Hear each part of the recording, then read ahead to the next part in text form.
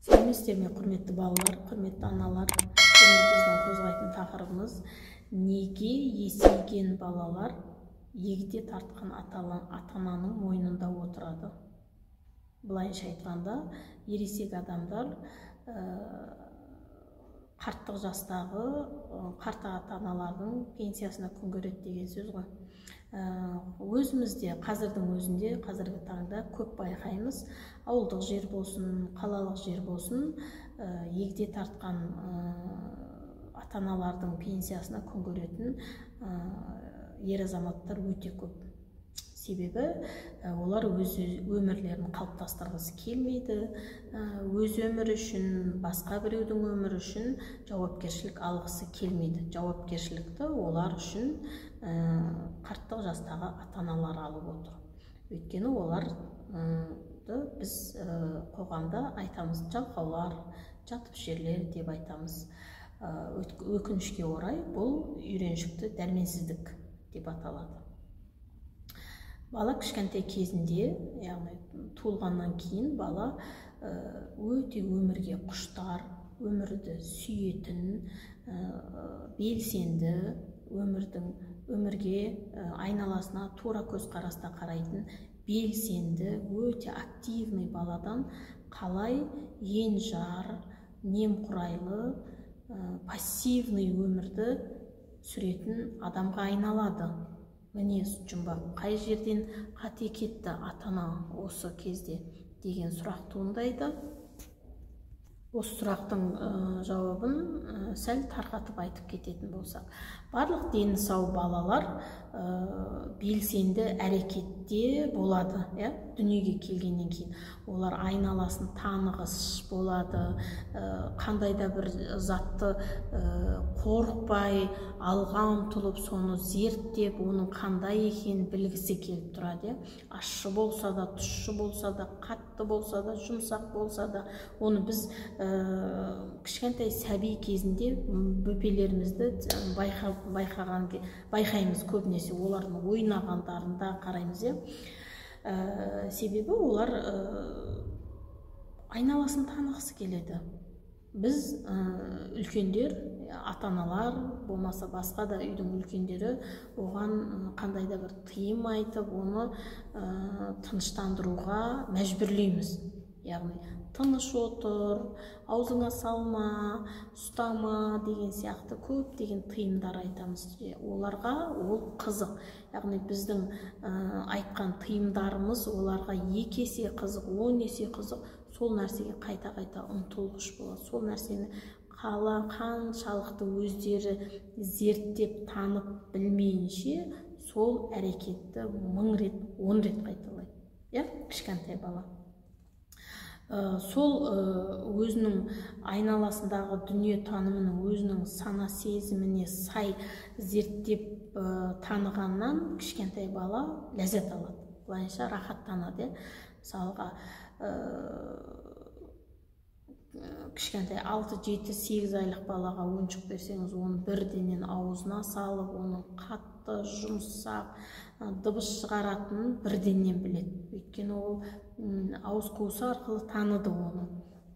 Сол сияқты.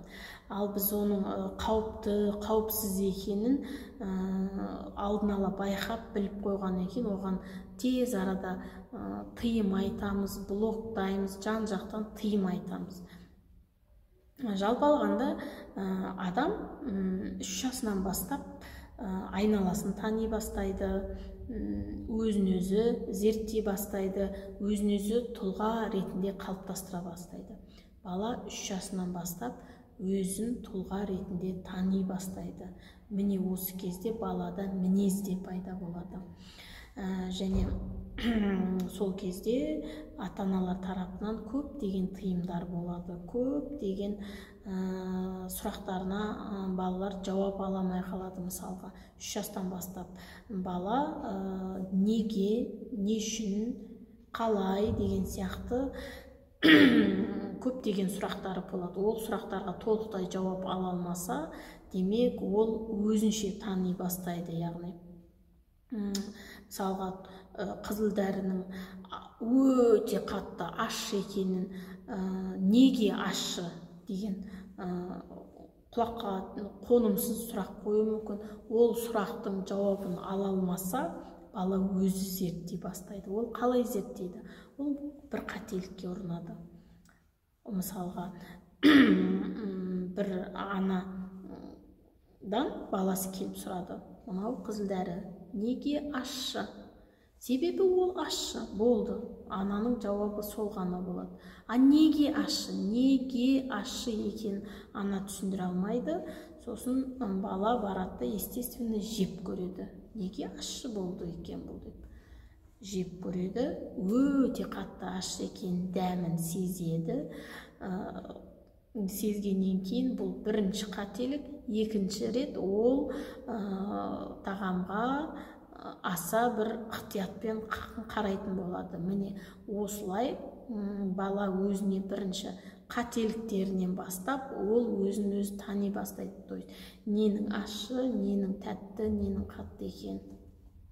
Осы кезде, осы кішкентай кезінен бастап, 3 жасынан бастап көптеген тыйымдарды айтамыз біз. Жаңағыдай жеме, ұстама деген сияқты. Көптеген тыйымдарды айтатын болсақ балаға, көптеген балаға жаңағыдай өзінің істейтін, өзіне қызмет ететін нәрселерді біз істеп беріп жатсақ, то есть ата-аналар тарапынан көптеген шектен тыс қамқорлық болып жатса, онда ол соған үйреніп алады. Мысалы, киін деп жатқан колгот киін, болмаса киін түймелейін деп жатқан рубашкасының түймесін түймелеп беріп жіберсек, ол соған үйреніп алады. Бұлайша жалпақ тілмен айтқанда дәнігіп алады. Сөйтеді да сабаққа кетейін деп жатқан кезде, мен көйлегімді түймелеп бер, мен шнурогымды байлап бер деп, былай спокойно статуяға ұқсап баламыз тұра береді. Өзі әрекетке көшпейді. Міне осыдан бастап балада моторикалық дәрменсіздік пайда болады. Моторикалық дәрменсіздік өсе келе ол жалқаулыққа айналады. Яғни кішкентай кезінен бастап өзіне өзінің қызмет етуді дағдыландырыңыз. Мейлі ол теріс қаратып киіп алсын, колгот киін, мейлі ол бірінің үстінен бірін неше түрлі киімді киіп алсын, бірақ ол дұрыс. Ол дұрыс, ол өзінің орысша айтқанда вкусовые качества дейміз ғой, өзінің талғамын қалыптастырады, өзінің дұрыс еместігін тани бастайды. Мысалға, дұрыс емес кисін, дұрыс кисін, дұрыс жесін, бұрыс жесін, ол өзінің талғамын қалыптастыра бастайды. Если сіз оның бәрін өзіңіз, ата-ана өзіңіз дұрыстап, идеальны қылып киіндіріп, идеальный тамақ беріп үйретсеңіз, ол оған моторикалық дәрменсіздік, сіз оның болашағына былайша айтқанда балта шауып жатсыз деген сөз. Сол себептен оны балаңызды кішкентай кезінен бастап өзіне қызмет етуге үйретіңіз. Ол самостоятельность болады, естественно, өзіне деген жауапкершілігі артады уақыт өте келе. Сонымен қатар бастауыш сыныпқа алғашқы рет келген кезде, немесе ең алғашқы балабақшаға барған кезде де осы әрекеттері көріп жатады. Кейбір балабақшаға барған кезде кейбір балалар тымпылдап, сымпылдап, әйтеуір тырысып, барынша өзін үстін түзеп, аккуратны киінуге тырысады. Ол жақсы. Яғни баланың моторикалық дәрменсіздігі жоқ, моторикалық дамыған деген сөз. Ал кейбір балалар даже шапкасын дұрыс кие алмай, спокойно, кім қашан мені киіндіреді деген сияқты өзінің кезегін күтіп отыра береді. Ол дұрыс емес. Яғни бірінші бала өзі қалыптасқан. Яғни кішкентай кезінен бастап дұрыс болсын, бұрыс болсын, өзінің колгот киін, өзінің нәс киін, өзінің жемпірін киіп үйренген, ол қалыптасты. Өздігі қалыптасты, өздігінен қалыптасты, өзін күте алады, яғни өзіне самостоятельный уход жасай алады. Ал екінші балада самостоятельный уходты өзі жасаудың орнына оған ата-анасы жасаған болып тұр. Осы екі баланың арасындағы айырмашылық, бірінші бала өзіне жауапты болып тұр, екінші бала өзіне жауапты емес, ол бала үшін ата-ана жауапты болып тұр. Міне осыдан бастап бізде жалқаулық пайда болады, енжарлық пайда болады. Біреуге өзінің жауапкершілігін біреу арқалаған болып есептейді. Және осы жағдай бастауыш сыныпқа алғашқы келген кезде де қалыптасады. Ол қалай? Екі бала, жаңа балабақшадағы екі бала, біреу самостоятельный, өзі қалыптасқан, өзіне күтім көрсете алатын бала, біреусі өзіне күтім көрсете алмайды, оған күтімді тек қана ата-ана жасап отырған, яғни киімін сол дайындап берген, төсегін сол дайындап берген, тамағын сол дайындап берген, даже аузына қасықпен тамақты ата-ана құйған болып тұр ғой. Осы екі баланың сабақ үлгерімі екі түрлі болады. Самостоятельный бала өзін өзі сүйреп, өзін алға ұмтылдырып, өзін дамытып, моторикалық дамуын, ментальды дамуын, ой өрісін өзі дамытады. Яғни самостоятельность, жауапкершілікті тек қана өзіне алып тұр. Ал екінші бала ментальды дамуы, моторикалық дамуын тек қана ата-анаға жүктеп тұр. Яғни жауапкершілігін тек қана ата-ана өз мойнына алып тұр екінші баланың. Сол себепті екі бала уақыт өте келіп ер жеткен кезде самостоятельный бала оқуға өзі түсе алады, өзіне деген жауапкершілігі болады, психикасы дұрыс қалыптасады, ортасында дұрыс сөйлей алатын болады. Ал екінші балада моторикасы кешеуілдеу, яғни жалқаулығы басым, оның екінші баланың өзінің ойыны жоқ, оның ойын тек қана ата-анасы шешіп беретін болады. Қандай да бір мәселеге туындаса баланың басында, оны ата-анасы шешіп беретін болады. Міне осы екі түрлі баладан біз көріп тұрмыз, кім жауапкершілікті, кім жауапкершіліксіз. Яғни өзіне жауапкершілігі бар адам, ол өмірге де жауапкершілікпен қарайды деген сөз. Өзіне жауапкершілігі жоқ адам, ол басқа жұртқа да жауапкершілікпен қарай алмайды. Яғни моторикалық дәрменсіздігі оның басым. Жасөспірім болғанда да осы жағдай қалыптасады. Сол кезде алға ұмтылғысы келетін, ментальды моторикалық дәрменсіздігі басым балада алға ұмтылғысы келеді, бірақ оның шеңберін ата-анасы дайындап сызып беріп тұр. Осы кезде балада да қарсылық болады. Ол кезде ата-ана мен баланың арасындағы байланыс қиындай түседі. Яғни сендер мені түсінбейсіңдер деген сияқты көптеген жаңағыдегі тыйым сөздерді ести бергеннен, оның жаңағыдегі өмірге құштар болып, күшті бала болып келе жатқанын басып тастаған ата-ананың қателігінде. Ал енді осы үйреншікті дәрменсіздіктен, яғни моторикалық дәрменсіздіктен қалай арылуға болады? Ол жағдайға қалай душар етпейміз баламызды? Ол үшін бізде 4 жағдай бар. Бірінші жағдай, баламызды үнемі мақтап жүрсек, оны еш нәрсемен шектемесек, жан-жақты еркелетіп, бір сөзбен айтқанда полностью свобода береміз. Ал екінші жағы, оны тек қана үнемі бақылауда ұстаймыз, үнемі тіпті жүрген, тұрғанын, сөйлеген сөзін, үнемі істеген тірлігін, үйдегі, үй шаруасындағы істеген тірлігін барлығын бақылауда ұстайтын боламыз. Яғни ол бақылауда ұстағанмен қоймай, оның істеген ісіне ата-ана кері байланысты қанағаттанарлық жауап бермесе деген жағдай тұр. осы кезде екі балада да жауап болады. Жақсы жағы да, жаман жағы да әйтеуір бір нәрсеге алып келетініне сенімді болады. Бірінші жағдайда мақұлдайды, екінші жағдайда айыптайды. Яғни бірінші жағдайда свобода берген сайын, я мақұл сенікі дұрыс, я мақұл сенікі дұрыс дей берсек, екінші жақта ешқандай қандай да бір тірлігіңізді, қандай да бір айтқан сөзіңізді екі етпей жатса да, оған тек қана айыптау айтамыз. Бұдан шығатын қорытынды: қандай жағдай болса да, яғни тым еркінсітіп жіберсеңіз де, тым шектен тыс оған жүктеме беріп оны айыптасаңыз да, кері байланысты үнемі орнатып отырыңыз. Екінші ситуация, баланың өз әрекетінің салдарын көрмейтін болады. То есть көбінесе көптеген ата-аналар бар, өздерінің балаларына ата-ана болып табылмайды. Яғни бала ата-ана деген аты болғанымен баланы ата-ана сияқты тәрбиелемейді. Яғни бала өзімен өзі өсіп жатыр, ата-ана өзімен өзі жүр.